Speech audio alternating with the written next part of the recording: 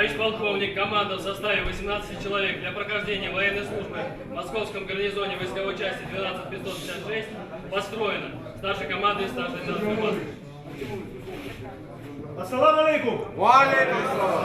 Шамиль Хидерлясов внимательно слушает напутственные слова и пожелания от военного комиссара республики. Через несколько часов он вместе с остальными призывниками отправится служить в военно-космические войска. В семье служили все. Шамиль хотел продолжить семейную традицию, да и военный билет нужен. В родном Дагестане не прошел отбор. Решил попробовать снова в Ингушетии. Пол семьи, пол тухума, все военные. Военный билет нужен, требует везде, на любую работу.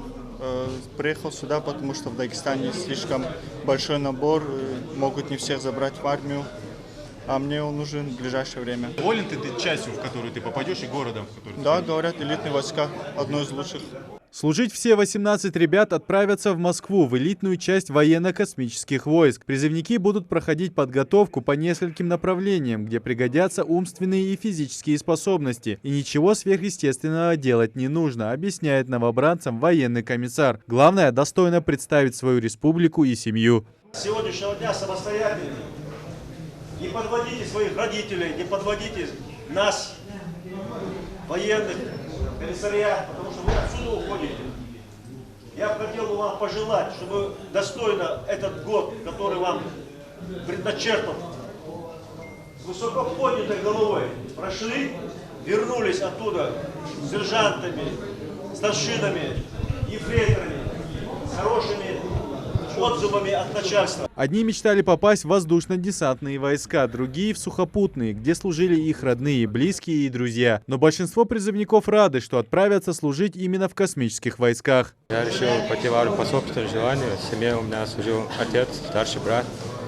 Отправляет элитные войска в Подмосковье. Хороший вариант. Армия за целый год можно учат обращаться с автоматом. Как воинский долг надо отдать Родине.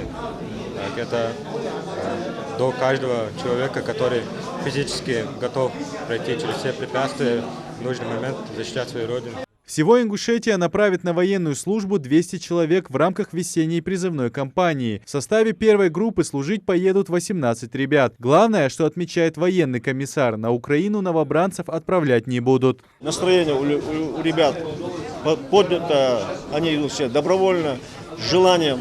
Поэтому мне приятно, что вот ребята изъявили желание, сами подошли в военкомат и идут. Да, я уже неоднократно говорил, что мы не будем отправлять их на военную специальную операцию. Они туда не идут. Это и сказал Верховный главнокомандующий. Я сегодня подтверждаю. Они идут в военно-космические силы, город Москва. Это такие, считаются, элитные части. Непогода не позволила проводить ребят торжественно. В 21:00 автобус с новобранцами отправится в Дагестан, а оттуда в столицу страны. Идрис Ижиев, Хамзат Халухоев, Новости 24.